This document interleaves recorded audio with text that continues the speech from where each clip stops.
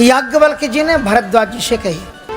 मैंने पूछा तो था, भरद्वाज जी ने क्या पूछा था कि राम कौन है, और वो 60 दोहों तक सुनाते रहे शंकर जी का चरित्र, लेकिन ये एक बार भी भरद्वाज जी ने टोका नहीं कि महाराज हमने तो आपसे राम कथा पूछी थी, आप शिव कथा सुनाने लग गए। तो बोले मैं आपकी परीक्षा ले रहा था। क्या परीक्षा ले रहे थे? कहते जिनको शंकर जी के चरणों में प्रेम नहीं है, शिव पद चरण जिन्हीं रति ना,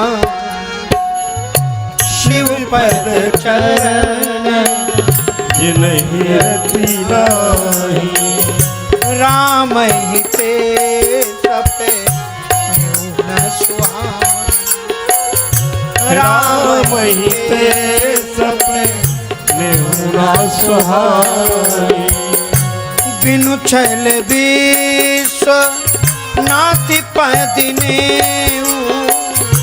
बिनु छल विश्व नाति पदिने हो, राम भगति करे लक्षण राम भगति करे लक्षण हो। छल कपट से रहित, मानी छल कपट जिसमें ना हो, ऐसी जो शिव भक्ति है वो राम भक्ति का लक्षण है। क्योंकि शिव सेवा करे फल सुत सोई, और अविरल भगति राम पद होई। शिव सेवा का फल ही यही है कि जो राम शिव भक्ति करता है उसके चरणों में, उसके हृदय में राम की भक्ति आ जाती है। अच्छा, राम जी का विवाह हो गया। माताओं ध्यान से सुनना, जब विवाह हो जाए और पत्नी जब पति के पास आए तो पति पत्नी से कहता है कि हम आपको पहली बार मिल रहे हैं, तो बोलो तुम्हें क्या दे, तुम्हारी क्या मनपसंद चीज है, उपहार है, वो हम तुम्हें भेंट में दे दें। अब अगर आज आप पूछो तो माताएं क्या बोलेंगी? अगर श्रीमान जी आपके पूछ दें कि आज पहले दिन में, पहली मुलाकात में आपको क्या भेंट करें, तो सच्ची सच्ची बात बताना, आप क्या मांगेंगी? बनारसी साड़ी मांगेंगी कि बरेली का झुमका मांगेंगी? क्या मांगेंगी? कुछ ना कुछ तो मांगेंगी। भगवान शंकर जी ने पार्वती जी से पूछा कि बोलो मैं तुम्हें क्या दूं? तो पार्वती जी ने क्या मांगा? ध्यान से सुनना, क्या मांगते हैं पार्वती जी? कि रघुपति जो मो पर प्रसन्न सुरराया, रघुपति कथा करदा, जो मो पर प्रसन्न सुरराया, रघुपति कथा करदाया, रघुपति कथा कहो करदा, रघुपति कथा कहो करदाया। हे भगवान आशुतोष शंकर जी, अगर आप प्रसन्न हैं तो मुझे क्या चाहिए? बोले रघुपति कथा कहो करदा।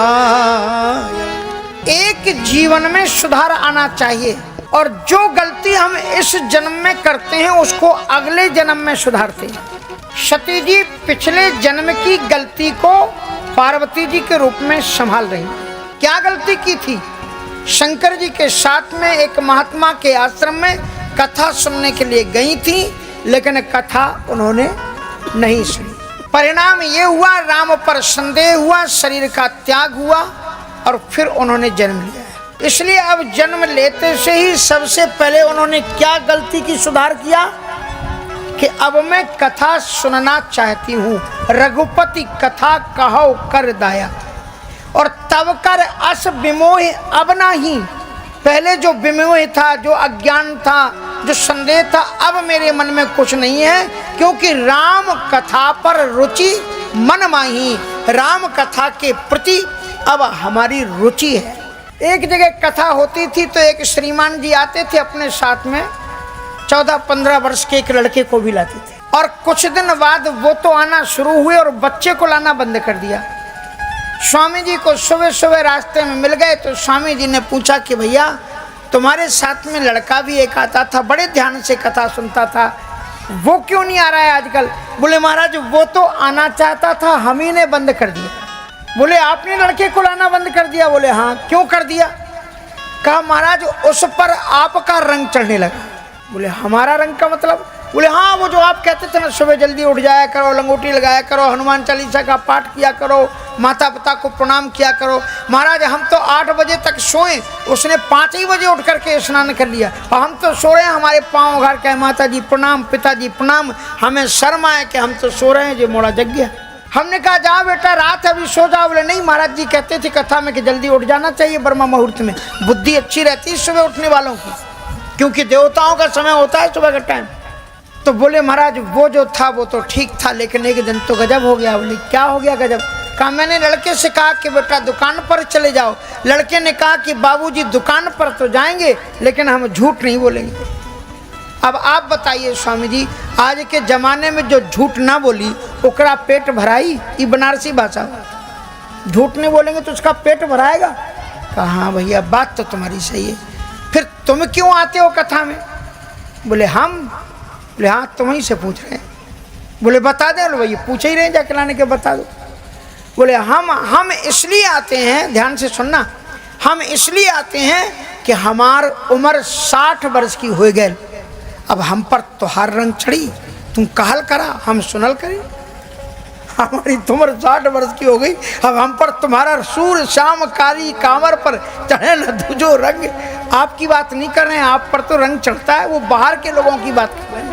आप तो बड़े इतने अच्छे श्रोते नहीं देखे हमने बाहर, सही में कितनी श्रद्धा से भक्ति से। अभी तो भगवान के तो ध्यान रखना, बच्चों को कथा में जरूर लाना चाहिए। बच्चे अगर यहाँ खेलें तो खेलने दो, बच्चे आपकी गोद में सोते हैं तो सोने दो, बच्चे शोरगुल करते हैं तो आप इधर ध्यान रखो, ध्यान मत रखो उधर पर। क्योंकि बच्चे अगर माता पिता के साथ में रहते हैं तो मैंने देखा है बचपन से कि मैं माँ मुझे ले जाती थी, उसी से कथा का रंग चढ़ा।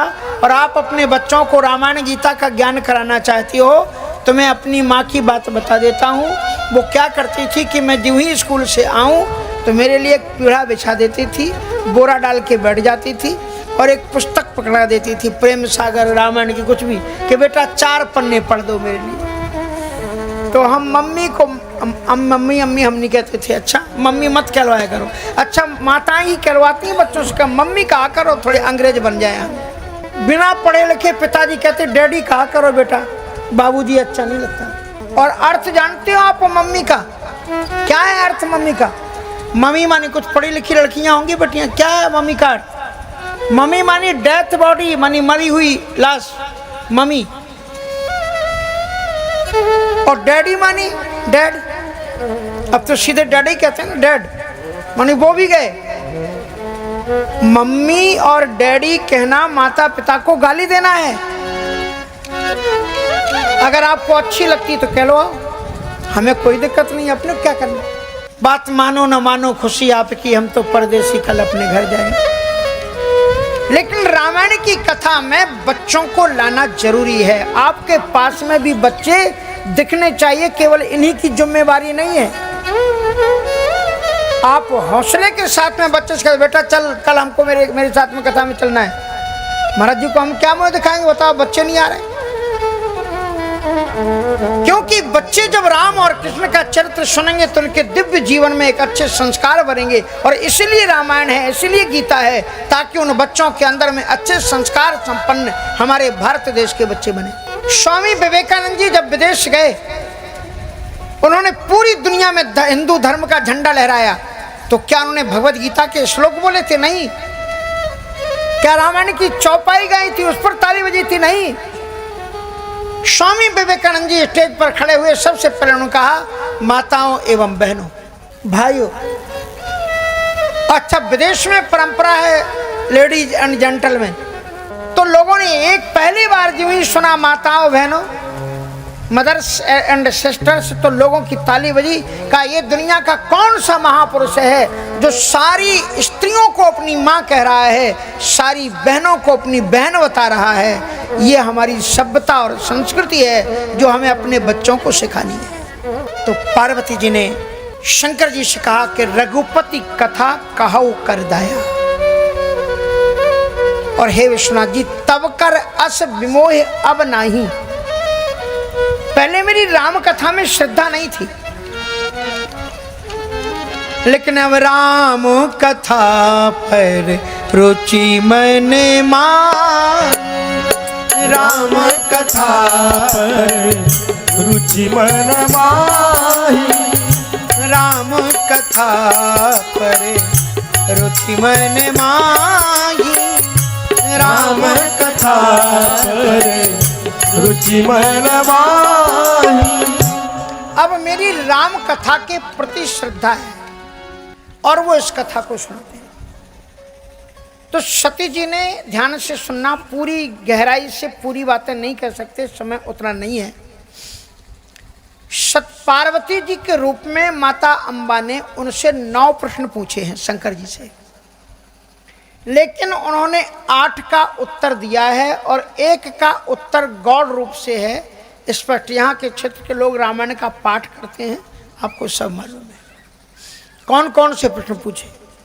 प्रथम सुकारन कहु पुरारी, निर्गुण ब्रह्म गुण बपुधारी।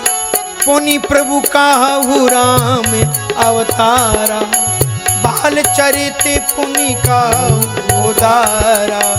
भंज धनुष जानकी दिवाई, राज प्रजा को भूषण काही। बन बस कीने चरित अपारा, कहु नाथ जिन रावण मारा।